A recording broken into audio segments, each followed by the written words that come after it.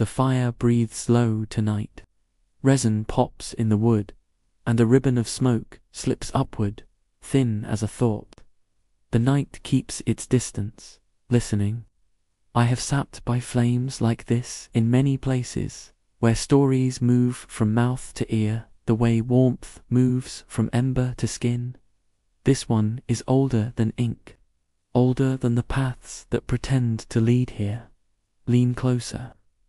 The grove prefers it so. Beyond the firelight, the sacred grove stood where roots knotted the earth and leaves never fully slept. Stone rings pressed the soil flat with patience, and between them grew grass too careful to be called wild.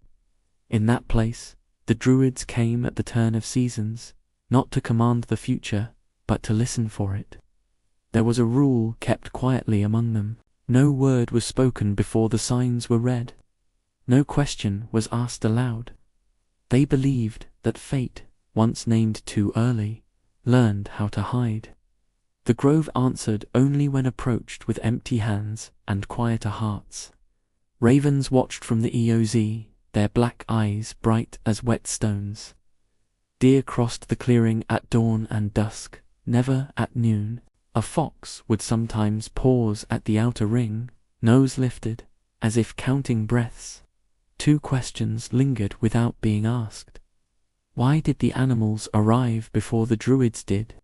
And why did some never return by the same path they took in on the first evening of the rite?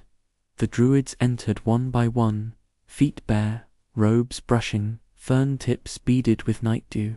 They carried nothing that could clink or shine.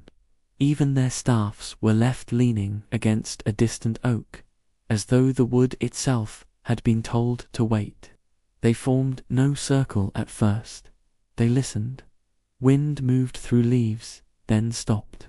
A raven spoke once. Silence folded itself around the stones. The reading of fate did not begin with fire. It began with watching. The Druids counted the steps of ants along a fallen branch. They noted how the moss clung thicker on one stone than another. When a leaf dropped, they marked not where it fell, but where it turned. Time passed in small, careful measures. Each night, the same patterns returned, but never in the same order. A deer would appear earlier than expected. The fox would not come at all. Once, an owl flew through the grove without sound, and every head lowered at once. Short sentences passed between them. Did you hear that? Not with my ears. Then quiet again. Tension grew without shape. No fear, not yet. Only the sense that the grove was rearranging itself while they watched, like a thought being formed behind closed eyes. On the third night, rain fell just beyond the clearing but did not cross the stones. The ground inside remained dry, as though the earth were holding its breath. One Druid traced a spiral in the soil with a finger, then wiped it away before anyone else could see. The unanswered questions pressed closer. Why did the signs repeat but refuse to align? And why did the grove seem to listen back? At the heart of the ritual stood a flat stone, older than the others, its surface worn smooth by hands long forgotten. Upon it, no markings were carved. Fate, they said, did not need to be written to be read. When the animals gathered in greater number than before, the Druids knew the moment had come. Ravens lined the branches. Deer stood shoulder to shoulder at the edge of the light. Even the fox lay down, tail curled over its nose. No one spoke. A bowl of clear water was set upon the stone. Leaves were allowed to fall into it as they pleased.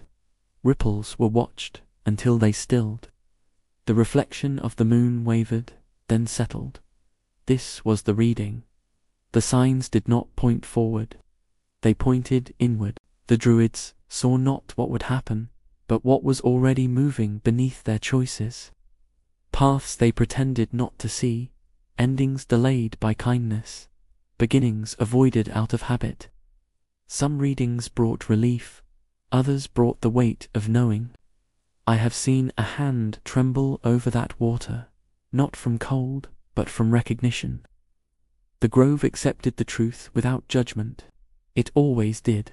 The animals began to leave as quietly as they had come, as if their task were complete.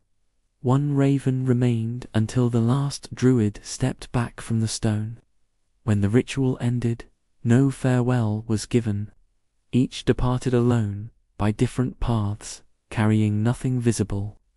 The grove returned to itself, leaves whispering among their own memories. Not all who entered came back unchanged. Some walked lighter, as though a burden had been named and set down. Others carried a new stillness, heavy but steady. The questions never received answers. They were not meant to. The fire settles now, embers drawing closer together. Smoke drifts low, and the night leans in once more. I leave you with the hush the grove leaves behind, the kind that follows you even when the path turns away.